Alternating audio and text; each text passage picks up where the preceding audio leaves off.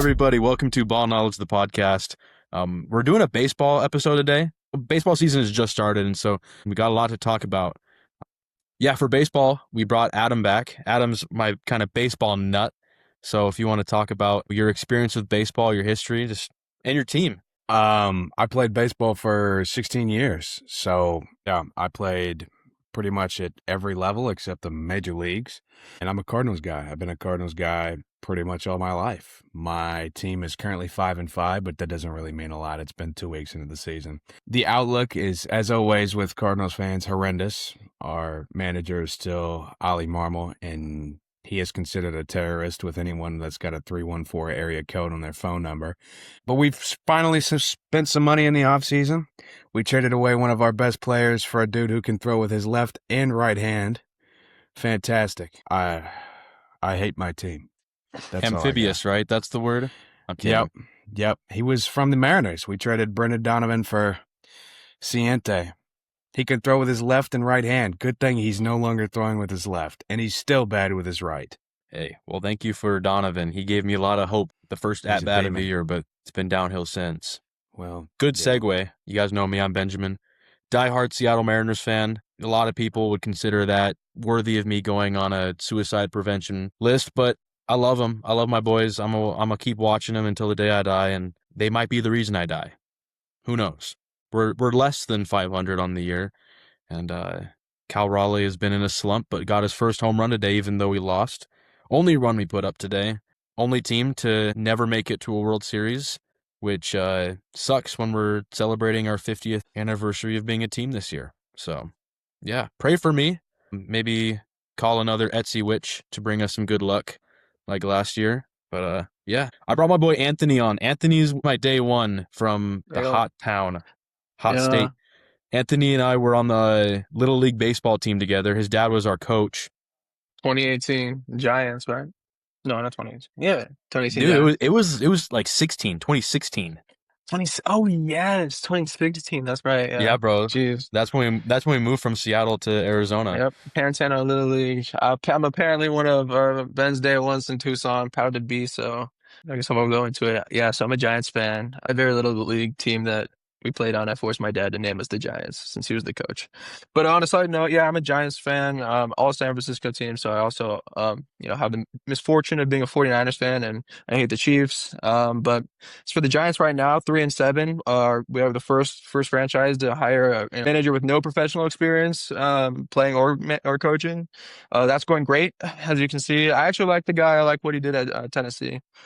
Just not going well so far. As per usual with the Giants, you'll have a pitcher go 6 innings, give up 2 runs, and you'll still lose because you can't put up a single one. All of our losses, we've only managed 1 run on average, so nothing new. We spent the whole offseason getting guys for the lineup and not really addressing pitching, and meanwhile our pitching is doing the best, and our lineup has Luis Arias, former batting champion, who's already struck out a quarter as much as he did last year, and we're 10 games in. So go Giants! Can't wait to go 81-81 again.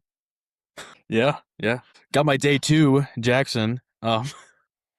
Probably the second friend I made in Tucson. Yeah, you want to go ahead, Jackson, talk about some of your baseball background? Yeah.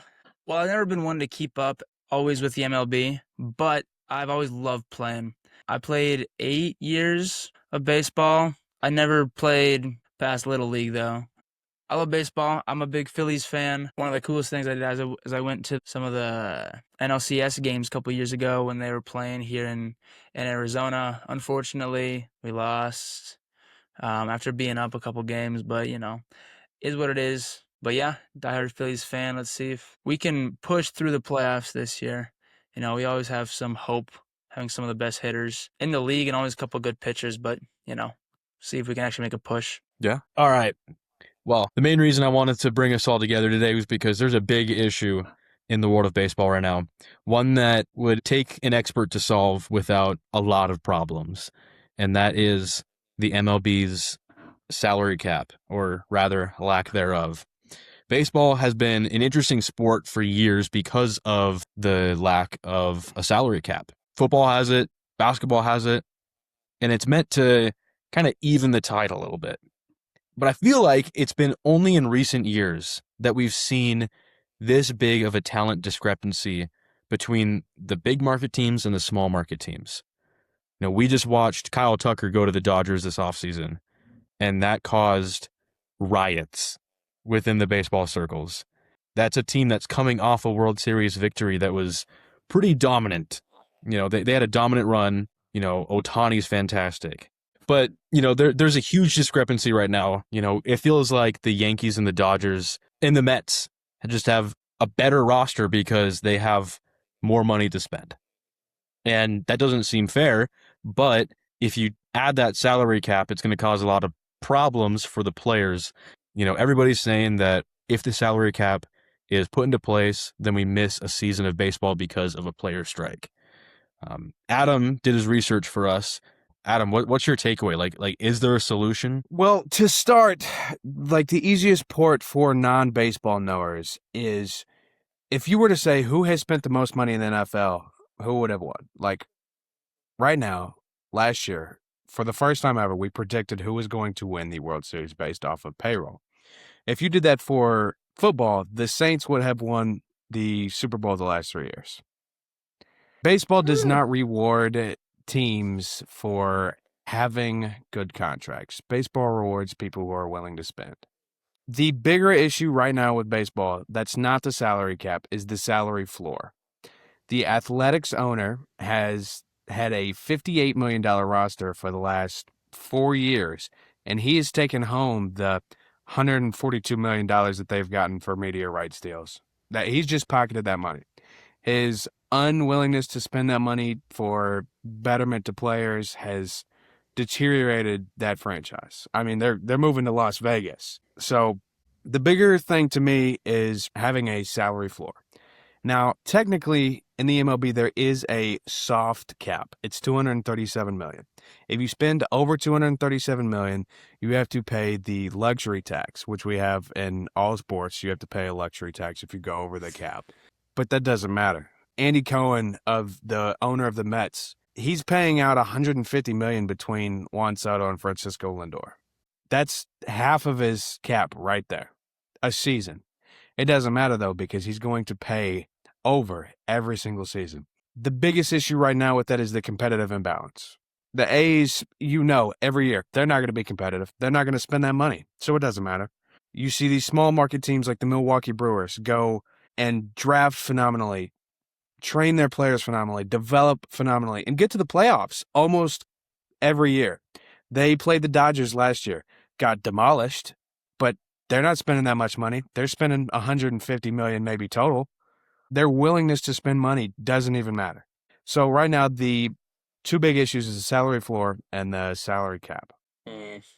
Interesting. I think like you said, the more prevalent problem is probably the floor. I mean, for the reasons that you said.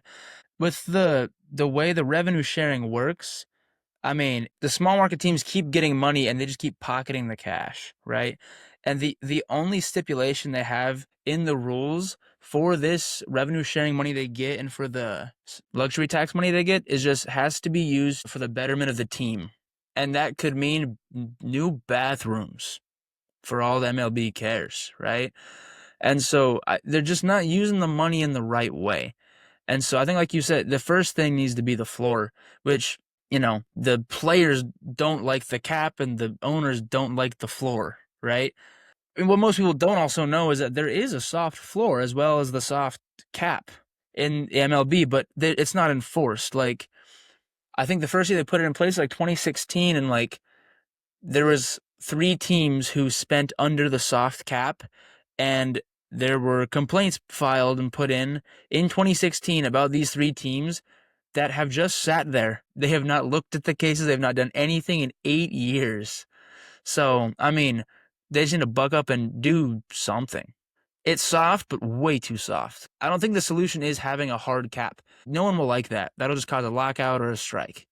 You need to have a soft cap and a soft floor, but it needs to be stronger. There need to be some sort of incentive, not just a rule. So I think the glaring issue is if a floor is instated, some teams make more money than others. The Dodgers probably make more in merchandise sales than the Rays or the Athletics make total. if a floor is instituted, where would that fall? What would be the minimum? Around 150 million. That's what I've been saying. The soft cap is 237 million. That saves you around 80 million. Now, it should be higher. I don't think that it could go higher. I think with labor negotiations and the fact that we're not going to have a spring ball this next offseason, it's not going to go any higher than 150 million. It should be 150 million. To touch on the money that the teams are making, the issue right now is with the collapse of Bally Sports and regional marketing deals. Like in Seattle, they just got rid of their longtime regional marketing accumulation that holds their TV rights, their NFL rights, all of those rights. The MLB wants to have every single game on their own streaming platform. They want to be able to package out every single game that you can possibly watch onto their platform. So you can pay a one-time flat fee or multiple time subscription service to watch the ones that you want to watch. Now, the issue with the Dodgers, the Yankees, the Mets, they have long-standing 20-year deals with their regional rights teams. That's not Bally Sports. You know, they can do whatever they want. They're more beneficial. They can have more revenue. They're going to be able to control what is shown, where it's shown, how it's shown. Whereas the teams like Seattle just gave up all of their rights to the MLB. So now the MLB can use their rights how they see fit. With that, there is going to be initially less money for those teams that are franchised under the MLB tag instead of the regional media. However, in the long term, it'll be about the same. The issue is they have to get all of the MLB teams to agree to this. And, you know, teams that are spending millions and millions and have these long-term deals, it doesn't matter. New York, the Yankees, they have their deal with Tyler Sports, TBS. You can find pretty much every single Yankee game on TBS, and it will be like that for at least another 10 years, unless they get bought out by the MLB or they choose to renounce their rights and fold into the MLB willingly, which they will not. They're going to lose money instantly. But long term, it should even the playing field on what is made outside of merchandising deals. With merchandising, if you have the salary cap and a floor, you're going to have a lot less of those big name guys. You're not going to have a Freddie Freeman who's getting paid $46 million. You're not going to be able to have Kyle Tucker that's going to sell a ton of jerseys. With the salary cap, the merchandising revenue is going to be about the same. Now, you see teams like Kansas City in the NFL. They've got Travis Kelce and they've got Patrick Mahomes. Those are going to be two guys that are going to be in the top 10 jersey sales every single season until they retire, and probably after they retire. But cumulatively, they're all grossing about the same amount of money because they have that cap. They have the dispersal of talent. We don't have these super teams in the NFL. We've got 18 guys that are getting paid 9-figure contracts on one team. Well, that doesn't make sense. That's why the merchandising is so high, is because they've got all these big name guys. They've got guys who are going to be making people tune in every single night. You know, Shohei Ohtani. Now, if he didn't go to the Dodgers, the Los Angeles Angels are selling probably still the highest amount of jersey sales in a single season. You've still got outliers like that. You've still Bryce Harper. He is a homer guy. He will always make people turn on. But that's the dispersal of talent. If the talent is level and everyone has got about the same team, then you're going to see those merchandising costs go down. So I think, but the only thing that I would kind of push back on you there is that there is a big difference in merchandising for baseball and football.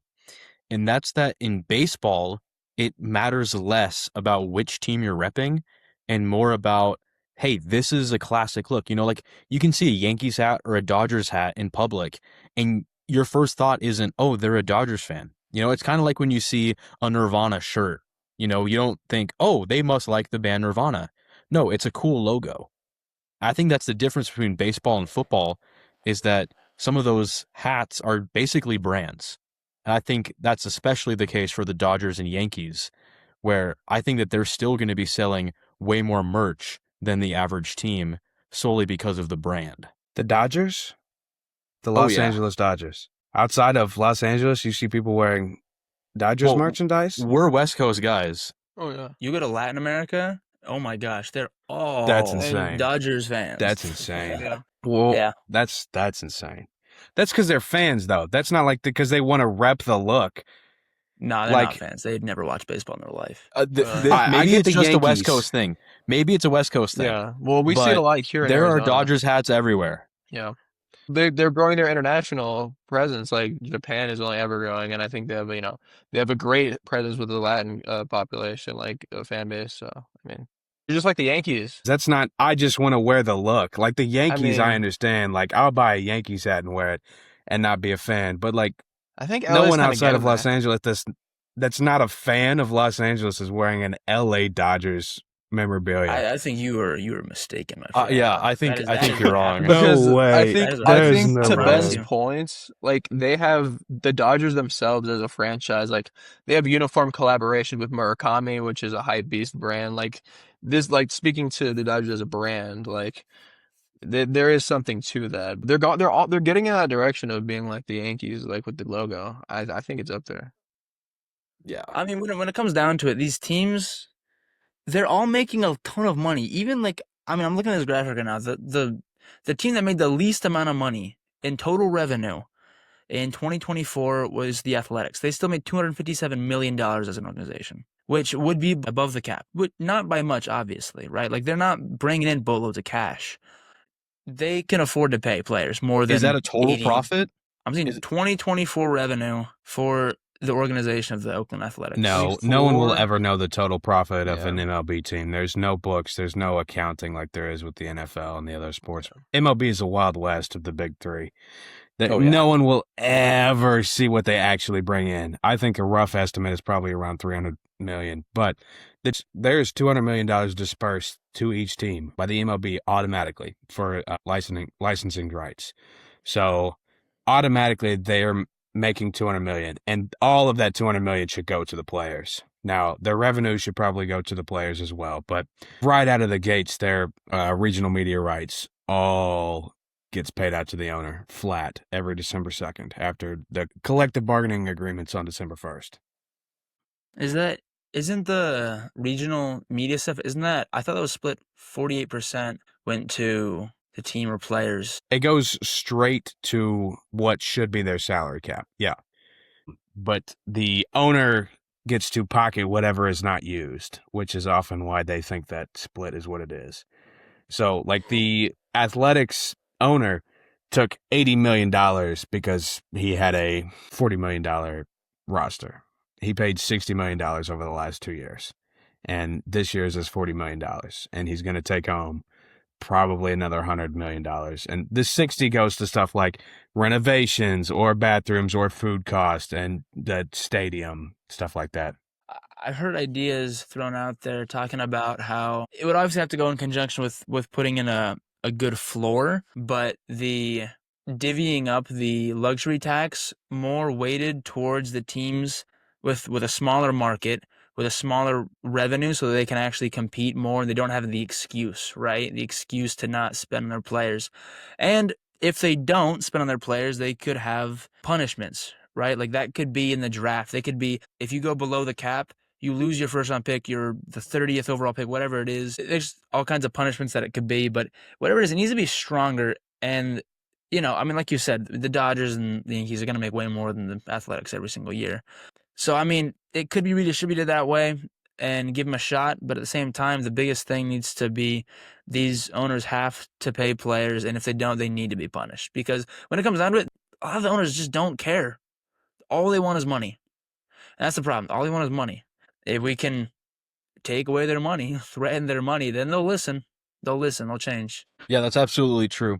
Like, I think what Adam said is absolutely true about this being like the Wild West of American sports, because it's just things go completely unchecked. There's no punishment for, mishandling funds or putting out a bad product. In the NFL, if you put out a bad product, you pay your team low, that money doesn't roll over. By saving money, you really aren't saving it. The salary cap is there because you have to use it to be competitive, and you gain nothing from saving money. In baseball, saving money is just a way for you to make money, because that money like Adam said, just goes in your pocket. And that's terrible because this isn't supposed to be something that is money laundering technique for billionaires to make more money and just take advantage of people. Like, that's not what baseball is intended to be. It's an amazing pastime. It's an amazing sport. And it's a pathway for these very talented human beings to go out there and make a career out of something that we could only ever dream of. These are very gifted people that deserve to make money. But if you don't go to the big teams that will pay you all that money, then you don't ever sniff that. And that's just not fair. You know, you have this loyal fan base that's going to watch the games because they're hoping for something different. And instead they just get this team of guys that wouldn't even make 29 other rosters.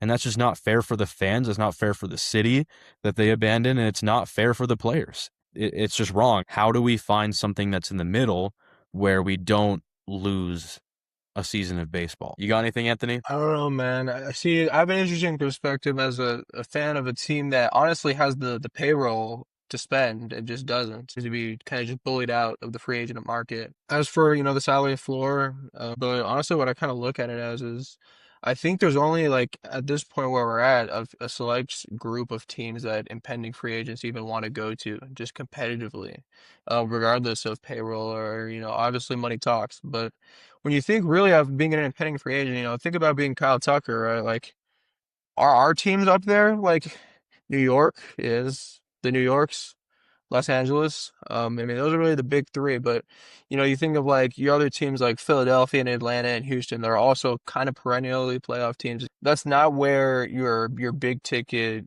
your team's number one. I don't really think they're gonna still go to those teams that are even good and competing every year. And I think it speaks to maybe Benjamin's point of them as brands and where they feel like their careers can grow and take off and where they're getting the most attention. But honestly, not too many teams are willing to spend, and the ones that are, they're not going to keep up with the New Yorks and the LA Dodgers of the world. Like, it's a whole sort of, I feel like, reframing of how both the players view free agency and how the owners obviously approach building a team and putting a product on the field. I want to believe that there's at least 20 organizations out there that really do want to win and are trying, but once again, there's still 15 of those 20 aren't luring in the big fish. So. Yeah. I think that's one of the beautiful things about specifically football is that the best teams are very rarely the teams that splash in free agency and trades. I feel like the only one that we've seen in the last couple years was the LA Rams. They made the big trade for Stafford and they brought in all these guys, or maybe the Buccaneers with bringing in Brady. But some of the time, like Brady, you're not making that much money. You're going there because you truly believe that you can win, and that's what you want your legacy to be. That is rare with athletes because, like Anthony said, money talks. The best teams are normally the ones that develop talent well. They do well in the draft, they develop their guys, and they are smart about the moves that they make because you can't just go out there and say, all right, we made this much money in tickets, merch, TV time. We have all this money. Let's go bring in all the top free agents, and then let's trade all of our cash considerations for the best players. You can't do that. And that's what makes football beautiful to me in terms of team building and development, where you really have to be a talented general manager. You have to be good at analyzing talent and using it. You have to be good at hiring the right coaches to bring the best out of your athletes so they can put a good product out on the field. Baseball, you have the Dodgers. All right. Ohtani hits free agency. The best baseball player that we've seen in a century, maybe ever. And you just hand him all this money. All right, come win us a championship. Does it twice, right?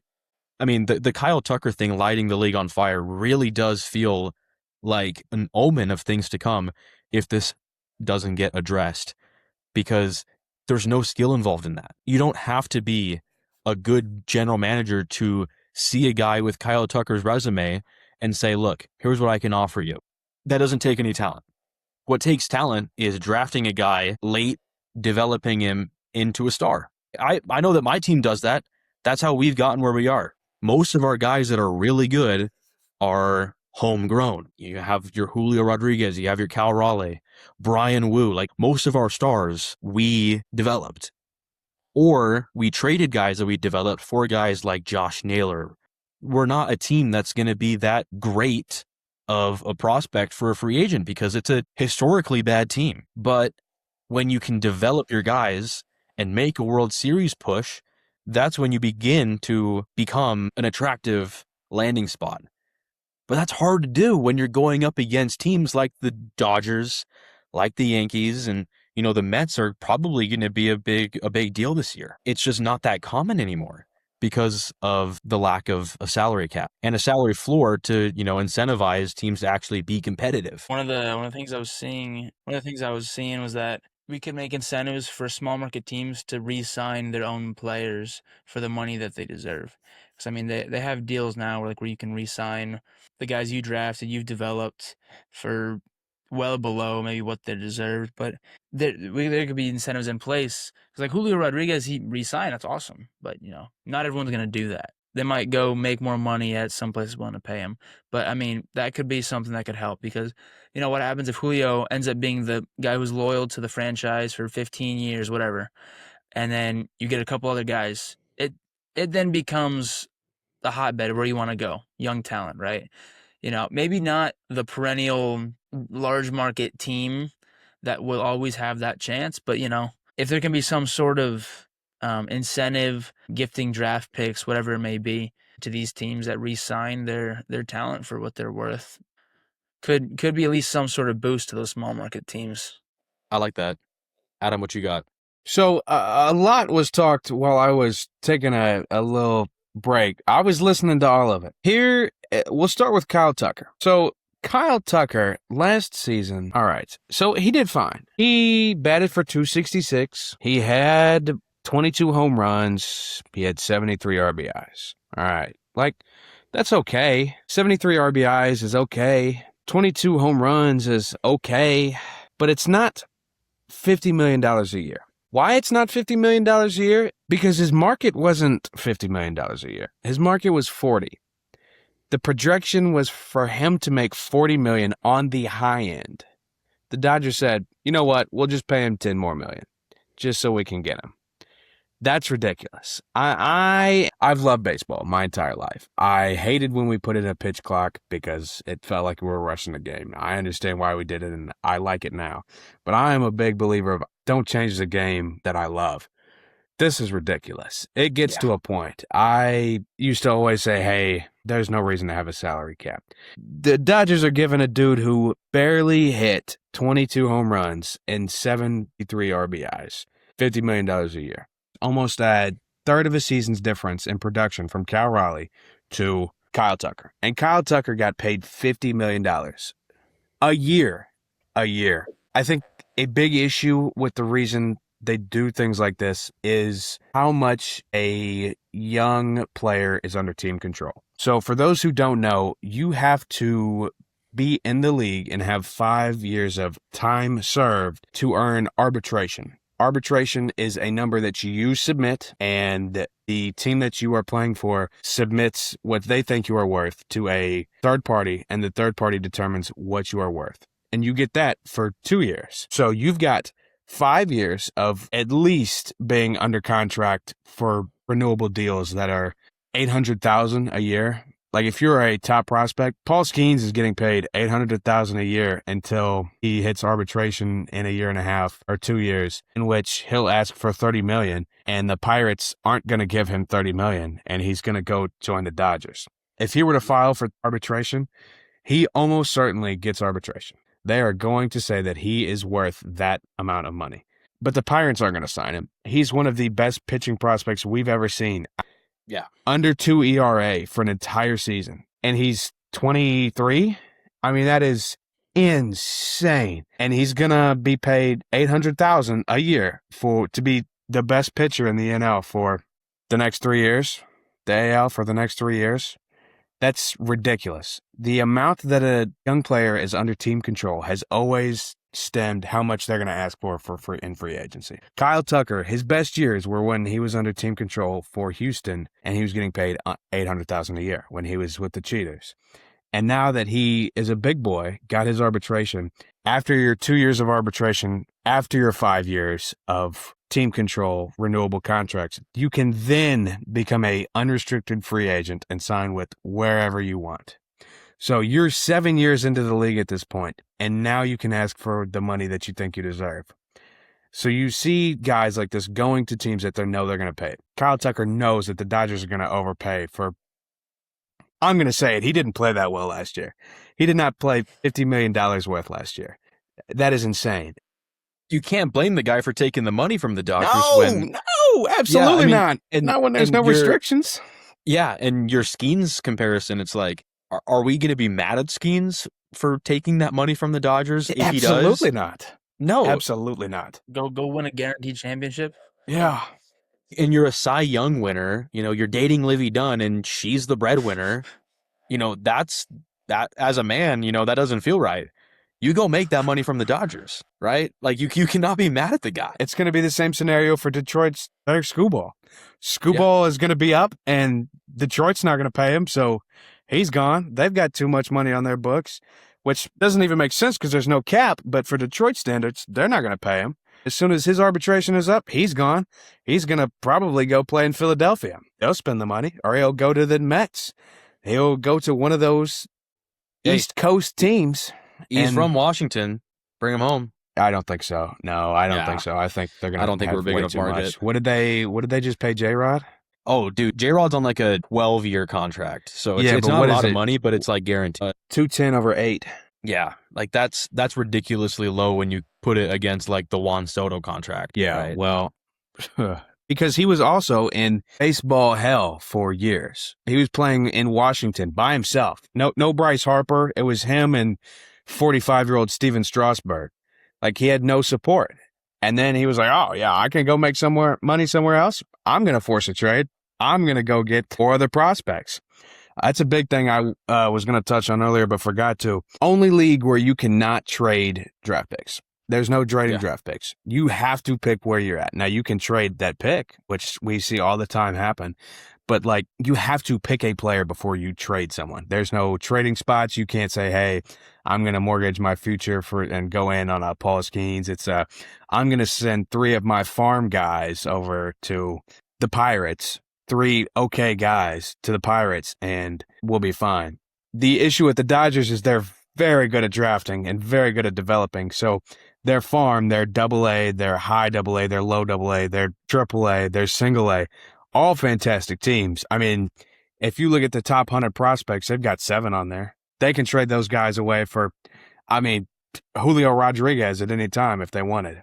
The teams that have the good farm systems win, and unfortunately, a good farm system paired with an empty check scenario, it's unbeatable. Yeah. All this talk about prospects, it reminded me of something interesting that I saw, at least from my team. I heard on the broadcast when they were talking about it the next day that it's become something of a trend, and I'm wondering if this is maybe a way to try to combat the current level of just money being handed out to the best guys, and that's paying your prospects early. The Mariners just re-signed Colt Emerson to a fat deal worth a lot of money. He's never played a single game. He's yet to appear in a Mariners jersey. And that's not the first time your Mariners have done that. No. We paid Julio Rodriguez after his rookie year when he won Rookie of the Year, and it was awesome. His contract has options to go up to, I think it was like 18 years. I remember when that contract was announced, my first thought was, my kids are going to be watching Julio Rodriguez with me. And that's awesome if it pans out well. So I'm hoping that the same thing will happen with Cole Emerson and other prospects that are signed to long-term deals in advance, because that will hopefully prevent them from being in a Kyle Tucker situation where they are forced to sell their souls to the Dodgers to make the money that they deserve. Yeah, there's definitely something to that with that being a trend. And I think that's sort of, in a sense, what baseball needs. We've gotten away from, and I don't know if you boys would agree with this, but I feel like over the last 10 years, we've gotten away from that, drafting and developing, creating a core within your system. I know for sure, at least my teams, I know Adam can attest with Yachty and Waino. Like my World Series teams, you had Lincecum and Posey and Crawford. What's a World Series? Yeah, I'm sorry, man.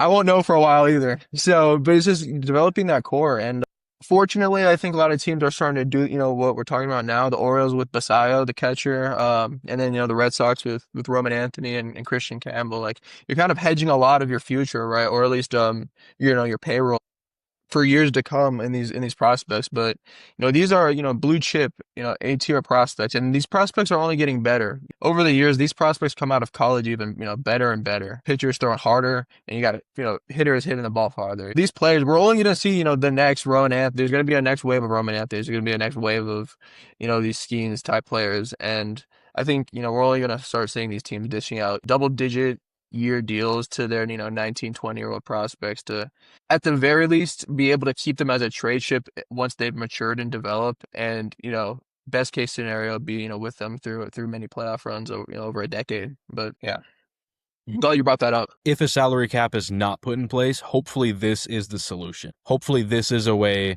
kind of like I was saying, to give them their money so they don't feel like they have to go to the Dodgers, the Yankees, the Mets to make their money. They don't feel like they have to leave to make money.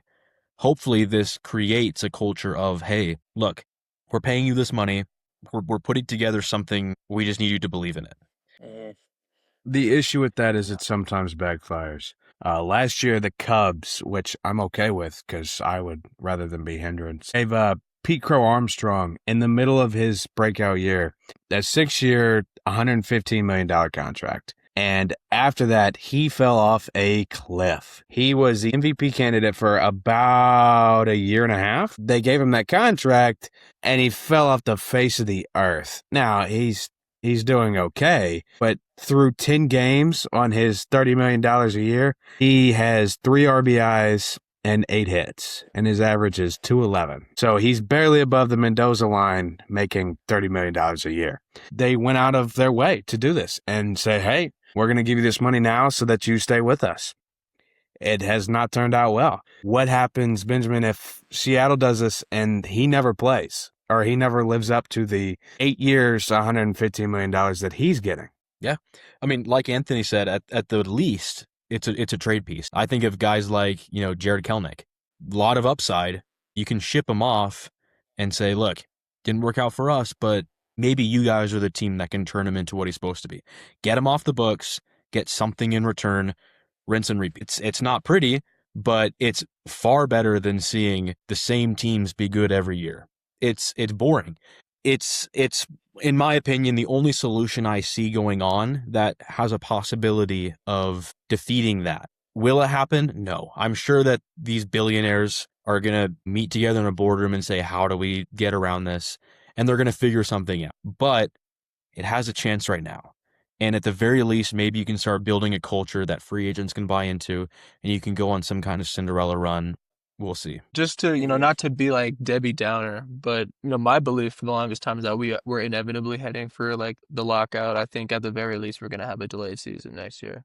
And the big reason for that is I think, free agency has become like the idea of the markets being what they are and the size of a team's market, that being used as a cop out by owners of teams that don't want to spend, right? And what you'll see a lot of times are the mid teams, my Giants, and you'll see other teams that are making the playoffs, but never really contenders like the Padres. As of recent, right, they'll buy a bunch of free agent talent, but almost none of which on their, in a lineup is homegrown. And they're kind of stuck in that cycle. A lot of the mid teams you'll see are just, signing a bunch of mid free agents. But something to think about here now then with, the new trend of signing prospects without any service time is, are your teams like the Pirates and the White Sox going to do that? Are they going to be willing to spend that despite the fact you're going to have a trade piece for maybe, under a 12-year contract? Like, are you going to dish out that money? And are players, you talk about college kids with NIL that know their worth. Are these prospects going to commit to that? Am I going to play for the Pirates and never, snip the postseason? And I know, of course, money talks. Like, you're 19 years old, offered 180 million over 12 years or whatever. Like, obviously, probably going to take that, but something to think about. I think in reality, the cheap teams are going to remain cheap as long as the ownership remains the same. And so whether it's free agency, a lack of spending in free agency, or even in attempts, or and drafting, or investing in a farm and keeping farm pieces instead of selling them off for a stopgap second baseman, or a number 3 or 4 pitcher. Like, too many of those mid teams are doing that. There's no, investing in the future. For example, the Rockies lost 120 some odd games last year. They spent Yeah. $20 million in free agency. They got Willie Castro for $6 million AAV, which is annual average value. Michael Lorenzen for 1 year, $8 million. Tomoyuki Sagano, $5.1 million, 1 year. Jose Quintana, $6 million for 1 year. Andrew Nisner for a minor league deal. That dude is a terrorist. Parker, I've never heard of this name. Parker Mashinsky, minor league contract, 2026. So in total, they paid 6.4, 14, 9. They paid $25 million, and they've got about $100 million more to spend. They won 40 games last year. They're not trying to be competitive, and it doesn't matter because they're not going to get penalized for it. That's corruption, like point blank. What Shout would out Stan be, Kroenke. Adam, what would be the best system? What would be the best system that you could set up in short words to be able to combat this? Dealing with the floor and the ceiling. There has to be a floor if there's going to be a ceiling. The owners are calling for there to be a ceiling. They don't want to spend the amount of money. I mean, even the Dodgers owner and the Mets owner, they don't want to continue spending this amount of money. They want to be competitive. They want to make more money by having more people tune in. It's hard to get my girlfriend to watch a live game on the TV with me because she says, well, aren't the Dodgers just going to win anyway? And I can't say, no, sweetheart, you're wrong. She's right. She's right. And it's not just her, it's new people who I want to get into the game or young fans. Or if I was a 5-year-old and was like, man, I'm going to go root for my team. And my team is the Diamondbacks who just went to the World Series. They're never getting back there. They've got to play LA for 30 games a season. They're never getting back there. It's over for them. They've got to spend all that money. So if the owners want a cap, there has to be a floor. I don't think that we're going to have baseball in 2027. I don't think that there is a right way to fix it. I think that if there was a right way to fix it, we would have done it 15 years ago when this was brought up. You can't have a cap without a floor. There is a soft floor, like Jackson said, but it's $40 million. $40 million, that's one dude. You could spend $40 million on one dude and be done. Everybody else got $800,000 renewable contracts. Can't even afford Tucker. That's true, yeah. And you can't even get Kyle Tucker, the premier free agent of last offseason, who sucked. He didn't suck, but he didn't play $50 million a year worth. There's got to be a floor. The two cannot exist without each other. If you're going to have one, you have to have the other. I think the floor should start at 150 and the cap should start at about 300. Happy medium somewhere. There's a $150 million discrepancy, but that's about what the NFL is. That's about what the NBA is. There's got to be a medium. And if they don't get what they want, it doesn't matter. We're not having baseball in 2027. That being said, the cap and the floor, they're not going to be they're not going to be like NFL. Probably more like the NBA with the apron and whatnot. But hey, you could even potentially see like a franchise tag come in like the NFL has. But I think you're right. And it's sad because, our last episode, we talked about solving a problem of tanking in the NBA. And that was it's a big topic. It's a big issue. It is pushing a lot of people like myself away from the sport, and it needs to be addressed. This is similar. Now, I love baseball, and I'm not going to stop watching baseball. But this needs to be fixed. But the difference between that and tanking is we've talked for an hour, and there's not really a solution outside of implement them and then hope that the lockout doesn't happen, even though inevitably it probably will. It's just sad because it's a sport that we love. It's a sport that America loves. It's the most American sport that there is. There's this big elephant in the room that, when I watch baseball, I'm watching my team and I'm having a great time. It's just, enjoy it while you can because we're probably not going to have this next year. And that's really sad, but this needs to happen because A, it sucks for the fans when you see the same teams win every year, but also for the players. It's not fair that a team can get completely mismanaged like the Athletics, like the Rays, like the Pirates, where you have maybe a couple of guys that are okay, but for the most part, you're just paying a bunch of guys for the sake of paying guys and putting a product out because people are going to buy it. That gets people sued in other markets. Yeah. If you put out a bad product knowing that, and it's like, whatever, they're going to buy it anyways, most of the time you get sued and you lose your job. or you get your product taken away. But in baseball, it's totally fine because it's, well, they're saving the money, they're whatever.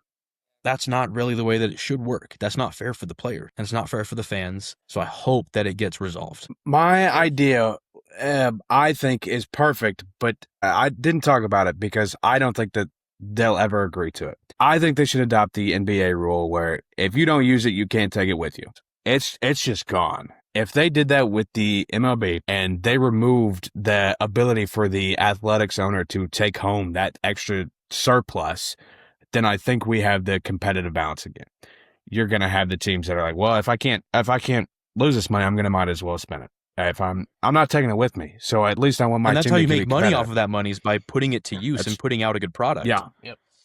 Yeah. Not 68 million, Completely but removes the incentive. yeah. What I've noticed is that it seems like, in terms of the dispersion of money in the free agency pool by teams and who's dominating, the free agency market, I think Major League Baseball, the teams kind of operate within a meritocracy. And for those unfamiliar, like the Dodgers and Yankees, on top of being huge markets, being LA and New York, like they have Yankees with Judge and Stan, to less of a degree than the Dodgers, but the Dodgers with all their stars.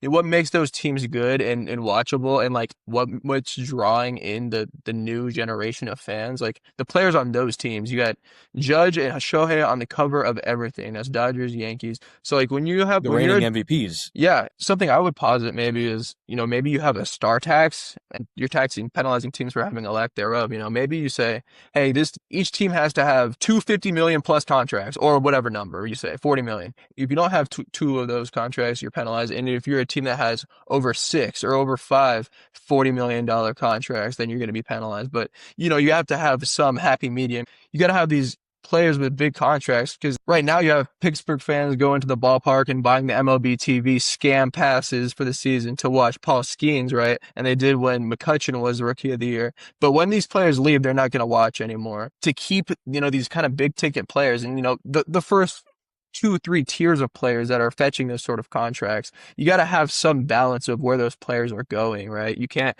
have a Pirates team where your best player is Brian Reynolds. No offense to Brian Reynolds, before Skeens existed, but I think that would help. I'm not saying it would be the end all be all. I don't think it would fix things completely, but after mixed with a salary floor, like that's going to incentivize teams to at least have players that'll bring put butts in seats and get teams to buy merch, right? There's a lot of excuses that exist that can be made by teams and ownership, that where you cannot take accountability for a team being average. Baseball is one of the few, like the only professional league where you can be average and keep your job as a GM, keep your job as a manager for a long period of time. Hence, Ollie Marmol of the Cardinals. I hate to bring it up, Adam. Like, It's okay. well, I it was agree. us with Gabe Kapler. Like, I agree. Yeah, just I know.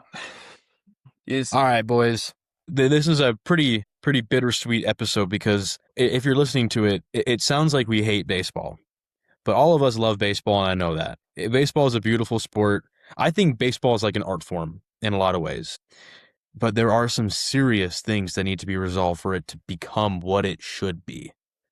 And it just isn't. I hope that we are able to figure out a solution. I hope that, all the billionaires in charge of these teams are able to come to some kind of compromise with the players, because I don't want to miss a season of baseball. Even though I know it's inevitably going to end with yet another lack of Mariners in the World Series, but baseball is beautiful, and I don't want it to go anywhere. That being said, you just listened to over an hour of us, complaining about the things that are difficult in baseball right now. But one thing I'll say before we go, sorry.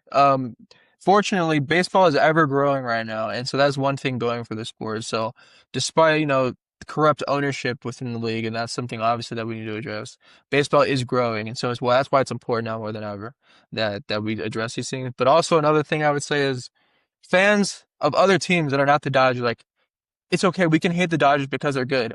We can hate the Patriots and the Chiefs because they're good. They're dynasties. Every dynasty has its haters. But don't hate the Dodgers for why your team isn't spending. Don't, like, they have the money, but your team has money too. My Giants have the money and they don't spend it on what they should. Go be mad at your teams and be mad at your ownership and advocate for that. Because ultimately the Dodgers and Yankees, they're big markets, and in a sense they can't control that. Like, they're in Los Angeles and New York, and that helps in a sense, right? tell your team to spend and hold ownerships accountable. And ultimately, that's hard, and that's why these things happen. But as a Giants fan, this should mean a lot. This should say something like, "Don't blame the Dodgers and the Yankees of the world." Seriously. Yeah. So there's only two teams that I truly hate, and the Dodgers are not one of them. It'd be the Astros and the Blue Jays. I'll never be able to tolerate them. All right, that'll do it for the first half of the show. We're going to do something short for the second half, I promise. I'm calling it audible. So, yeah.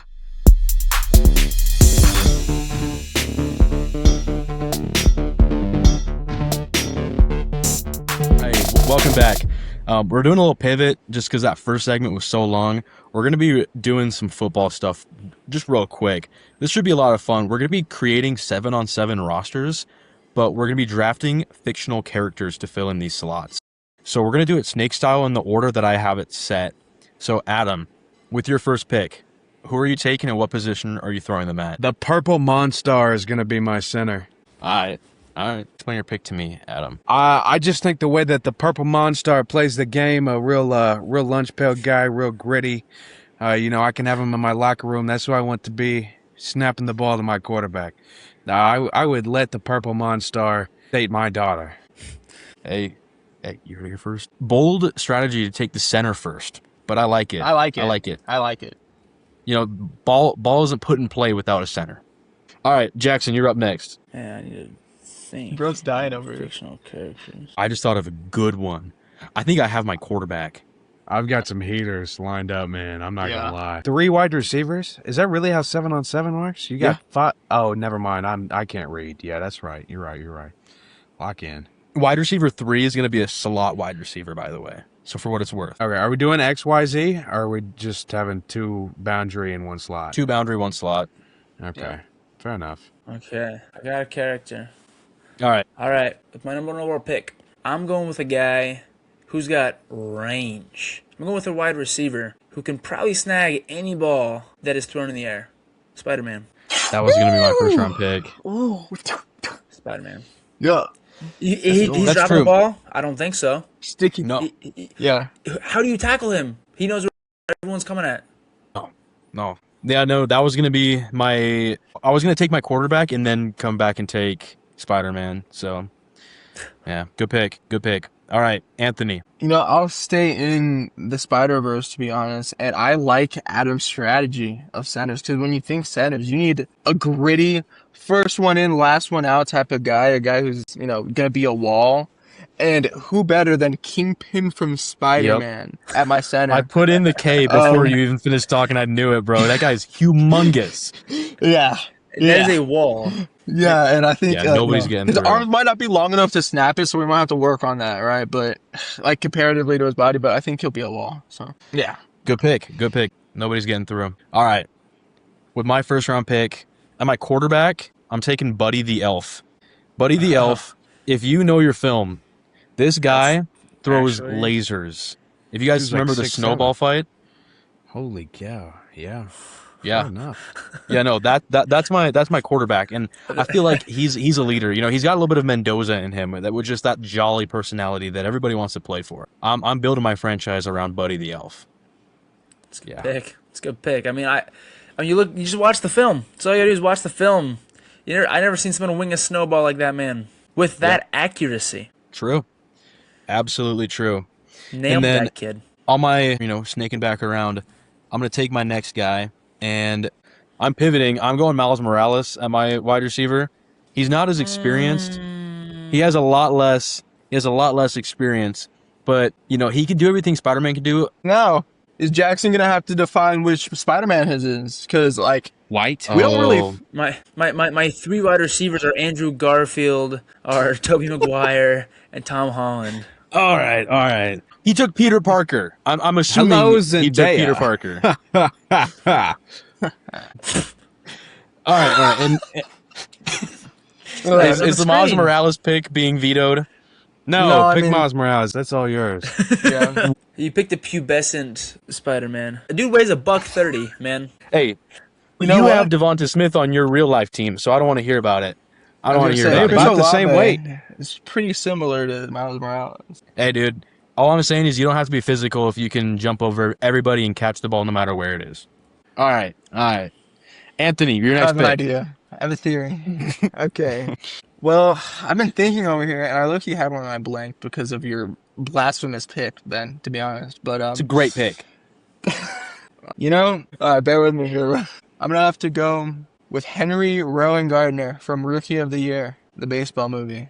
Now it's really niche, but for all of my '90s baseball movie fans out there, Henry Rowan Gardner breaks his shoulder and then can come back. He comes back to throwing 150. So I want that guy at my QB. He'll throw it through the receiver. He'll never throw a pick because he'll throw it straight through the DB. We love that. Hey, if he can throw 150, No, I'm telling you, bro. Better than good Mahomes. pick. Good pick. Jackson, you're up. I'm up. Okay. I think for quarterback, this is going to be interesting. I think I'm going to go with Hercules. I mean, I watched him throw a statue into the horizon. I mean, I'm just saying, he's got an arm on him. And who is tackling Hercules? I feel like this pick speaks for itself. Untackleable, superhuman arm, is an actual Greek god. Sorry. There's not a better I don't quarterback think he's ever getting put on IR. I can tell you that. Nope. So, if your franchise quarterback never got hurt, you'd be pretty happy. I like that. I like that pick. Adam, you're up. I'm gonna go with Thanos as my tight end. Oh man, I was thinking about him. He just picked the most powerful being in the universe. Adam, you're putting together a purple roster. I'm gonna be honest. I like purple. What do you think about Toe Mater here? Toe Mater. Bro, he's got that little hook.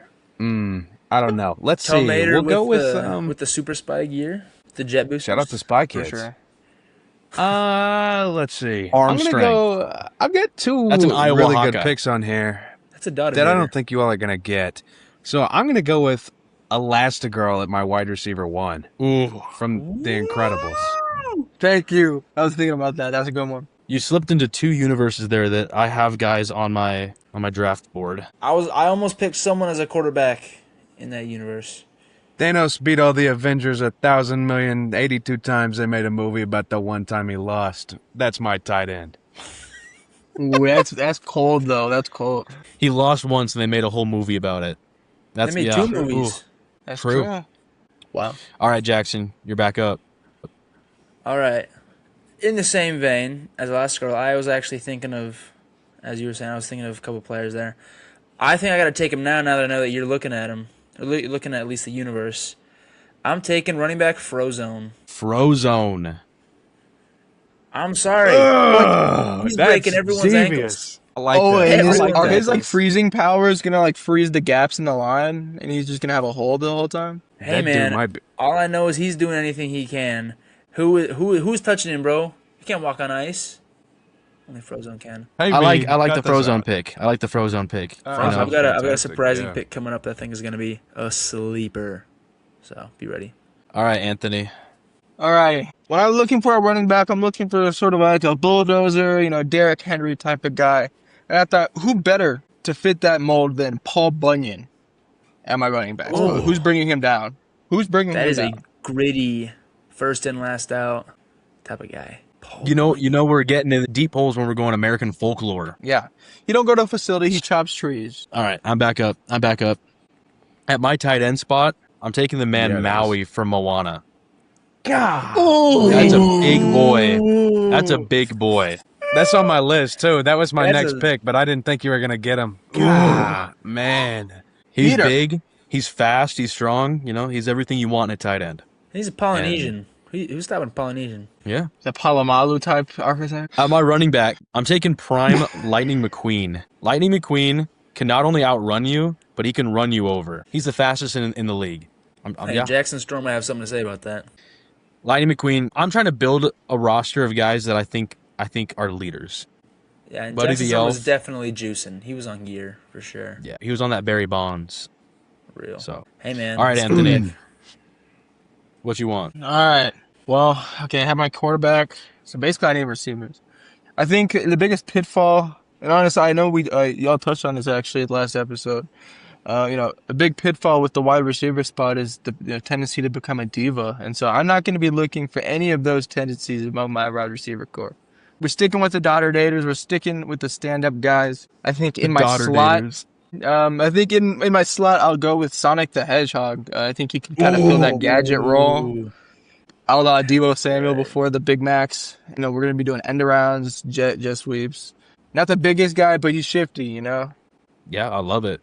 Yeah, that's a fantastic pick. I'm gonna be honest, Sonic was not on my radar whatsoever. So hey, It's a good poll. good stuff. All right, Jackson. All right. I don't think he's on any of your radars. He doesn't even speak. He says one word, and that word is meep, and he says it twice. I'm picking the Roadrunner in my slot. Meep, meep. Roadrunner was not on anyone's How is radar. he catching the ball, twin? Hey, man. His throat? You just got to get it to him. Yeah, Just got to get it to him. You can teach hands. You can't teach speed. You cannot teach speed. That's a good pick. That's true. I mean- he defies gravity. Get the ball in his hands. Shout out AJ Brown. If touching it, man. Unfortunate, but true. All right, Adam. You're up next. All right. Let me pull up my list here. I'm gonna go with the Beast from Beauty and the Beast at my running back. Ooh, Oh. nasty. Beast. I am gonna go with Sullivan from Monsters Inc. at my wide Ooh, receiver one or my Looking wide at receiver him. two. That's my next guy. That was my next guy. Dang. Whew. Ball knowledge was named after Adam. We got Podcast. Pixar at we got Monsters, we got Incredibles, and we got Cars. I've got a princess movie for my last one too. Don't worry. Princess movie. There you go. Okay. All right, Adam. You only got your QB in your slot left. All right, And Jackson, you're up. Yup. You got a boundary receiver, tight end, and center. Okay. I think I'm going with an individual for my wide receiver too, who you never know what he's going to do, but you know he's going to win. The most feared avatar, and I'm not talking about the movie, most feared avatar in Nintendo history. I'm going with Matt, the Me, from Wii Sports. You won. Yeah, where are you putting him? He's my wide receiver too. Does it matter? Mm. I mean, Yeah. Does it matter? My goodness. I don't think words can describe what That is the crazy. impact he has He's on the literally team. he's like a Hall of Famer in every sport. It doesn't matter where you put him. Sword fighting, airplanes, Boxing. boxing. Hey, boxing I'll tell you what. sure. I've lost a few sword fights to Matt. Trust me, he's nothing to. I've lost many to sword combat, fights in my man. life. Never played Wii. All right, Anthony, you're up next. Okay, now I'm gonna need some size for my wide receivers in all aspects, in all facets. All right, but I'm gonna go with like Slender Man. He's gonna take like my Mike Evans role. He's really tall. He's like those 50-50 balls aren't 50-50. One, he's gonna murk whoever's defending him, and two, even if he decides to play nice, like he's 5 feet taller than everyone. So yeah, he's my Mike Evans archetype. He's monstering everyone, and he's got like tentacles and stuff. He's got a ton of arms that he can go up and grab a ball. Shout out to all my 2000s kids. Slender Man. Slenderman's a good pick. All right, I'm pivoting a little bit here because I have to kind of match Jackson's Matt pick because I feel like that's the steal of the draft so far. Matt is a Hall of Famer in every athlete, but I feel like there's a guy out there he has the same resume, maybe even better. He may not be as feared, but he's more well respected because this is a leader and puts out results on the at my slot wide receiver. I'm taking Air Bud. Oh. It's a sleeper. It's a sleeper. Yeah. I think Air Bud will get the job done. Air Bud also finds a way to win. Air Bud will be probably the captain of the team. I tell you what, your team is full of leaders. I'm drafting real daughter daters here. Yeah. Love it. I'm not. You've drafted a mother, actually. You've drafted two beasts, a mother, the biggest villain in the universe, and an actual villain in a movie. Several villains. W pick. Anyway, Okay. All right. And as my other boundary receiver, I'm going pure speed. I'm taking the Flash. You know, I feel like Kudos there. not only is that you throw a slip screen to the guy and it's a touchdown, but also I think he'll be a very valuable asset on defense. This is a 7-on-7. He's also going to be playing defense, and nobody's outrunning him. You throw him at safety. I feel like that's you can't teach speed. You can't teach speed. All right, Anthony, you got your other boundary receiver and a tight end left. I don't think either of my guys, either of my two options right now are on your guys' radar. So I think I'll just go with the tight end first.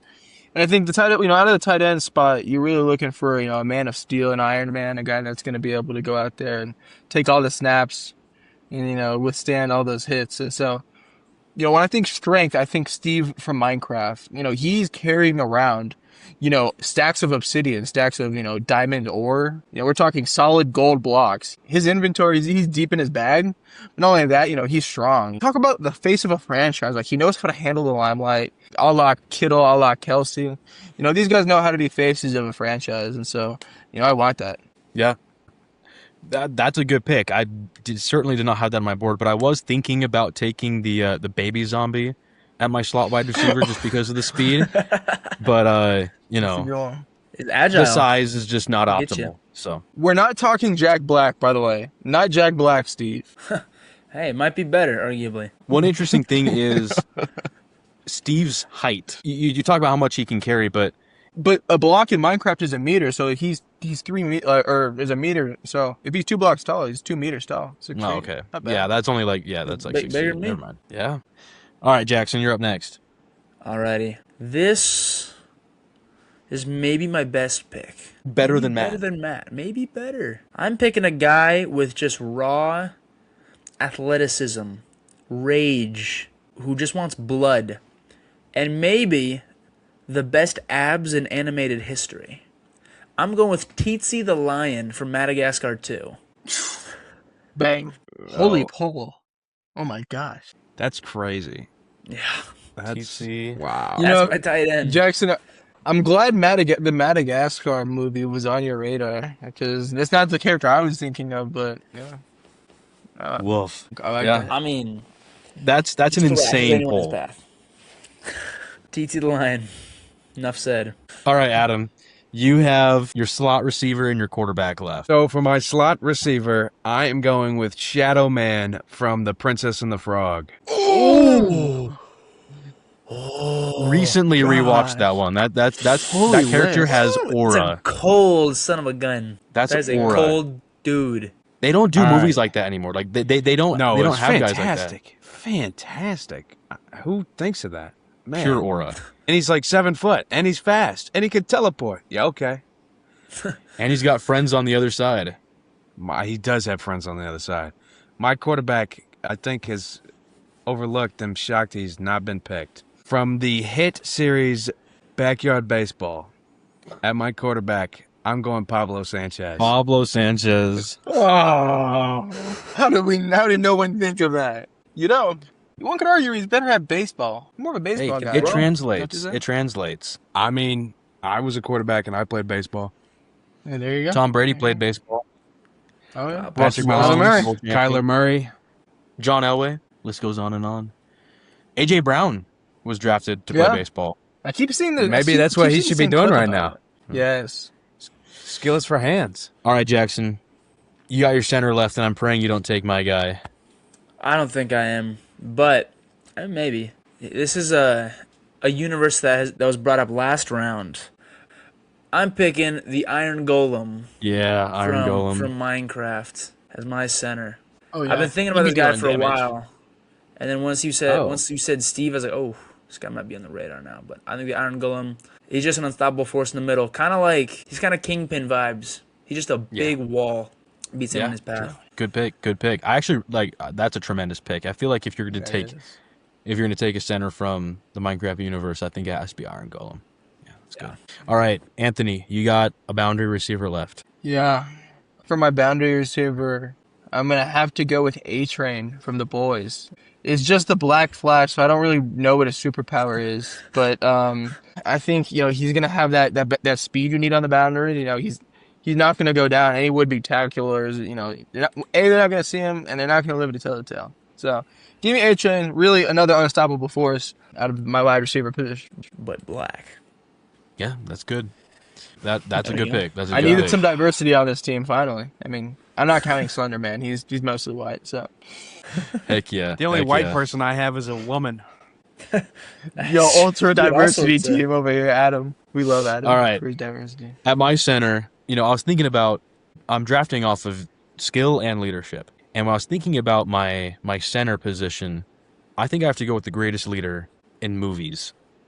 I'm going Optimus Prime at my center. Oh, the huddles would be nuts. The huddles would be nuts, but also who on earth is getting past that man? He's literally a Mack truck. That is an 18-wheeler. It's a tractor trailer in the middle of the field. He has to open up holes to drive a truck through. Yeah, I think he will be an invaluable mentor to Lightning McQueen. Oh yeah. So- Oh yes. Just Yes, you know, this is as the This best vehicles. crossover is wild. Yes. All right, we're gonna run over these rosters real quick. Yeah. All right. So here's the rosters. We got Adam's team. We got Pablo Sanchez at quarterback. The Beast from Beauty and the Beast. I almost said Mr. Beast. The Beast from Beauty and the Beast at running back. Beast. We got Elastigirl and James P. Sullivan from Monsters, Inc. at our boundary receivers, and the Shadow Man from Princess and the Frog at slot. We got Thanos at tight end and the Purple Monstar at center. Jackson's got Hercules at quarterback, Frozone at running back, Spider-Man and Matt from Wii Sports at his boundary receivers, the Roadrunner at slot receiver, Teetsy the Lion at tight end, and Iron Golem from Minecraft at center. Anthony's got Henry from Rookie of the Year at quarterback. He's got Paul Bunyan from American Folklore at running back. He's got Slenderman and A-Train from The Boys From the at Tall his Tales. boundaries. And Sonic the Hedgehog at slot wide receiver. He's got Steve from Minecraft at tight end and Kingpin from Into the Spider-Verse at center. I think your best pick was Sonic. Sonic's a good pick. Sonic is a good pick. Yeah. I have Buddy the Elf at quarterback, Lightning McQueen at running back, Miles Morales and the Flash as my boundary receivers, with Airbud at my slot, Maui from Moana at tight end, and Optimus Prime at center. That is Airbud is underrated Op- too. Optimus Prime as Mr. Irrelevant is heinous. But Imagine being the opposing team, hearing like Autobots roll out, and then just the engines whirring as they come steaming out of the tunnel. Just Autobots Lightning McQueen roll out. and Optimus Prime rolling out. like, I don't know, That's man. pretty crazy. All right. We're going to do a quick vote and then wrap it up. So everybody gets one vote, and you cannot, obviously, vote for your own. So who votes that Adam had the best lineup? Sorry, Adam. That's insane. Shadow Man and Thanos Yeah. are really pulling for you I'm there. kind of but like Pablo Sanchez, regardless. All right. Man. Who's got Jackson? I did. gotta go Jackson with Matt All right. and Iron Golem. All right, we got 2 votes for Jackson. Votes for Anthony. Sorry, Anthony. See, I'm there with you, Paul Adam. Bunyan's It's a all good. pull. It's okay. I'll tell you what, though. Oh, yeah. I think thought Paul Sonic Bunyan might be might the get best me ball one knowledge vote. moment here. It's either Sonic. Paul Bunyan That was a or good pick. Matt from Wii Sports are the 2 best Picking- ball knowledge that's- ones here. Picking off-brand Flash hit hard. Man. Yeah. So we have a tie, it seems like. Yeah, I Yeah, probably should try have voted to for boys. Jackson because I see that you picked for the off-brand Spider-Man. I'm switching my vote to Jackson. Okay, and votes Bang, for me. Jackson's gonna win. I think Benjamin's got a good team with Optimus Prime and Maui. That's some solid size. Oh, you can't even forget. You can't forget Lightning McQueen. Lightning McQueen, McQueen. underrated. All right, so He is everybody speed. except for Jackson voted for Jackson's lineup, so I think Jackson wins. You had some polls there with Teetsy the Lion, Matt from Wii Sports, Mythology, yeah, dude. Yeah, Yeah, Matt mythology, from Wii yes. Sports. It was over. It's over, Matt ladies and gentlemen. is a destroyer of worlds. Heck yeah. Yeah. All right, boys, Oh, we've been going for forever, so we're gonna wrap it up. This was a lot of fun. Got a really fun second segment here. I really enjoyed this. I think this one might need to make a comeback. We can just use some other categories, just team building, you know. All right, we're wrapping up. Thank you everybody for tuning in. This is really a passion project that we're putting together. It's just a way for us to put ourselves out there as, you know, potential sports broadcasters and put together a product that we think that is really enjoyable. And I think it's stuff like this where we just get to prove our ball knowledge and make some entertaining content. So if you guys enjoyed, show us some love and catch us in the next one. Peace out. Peace.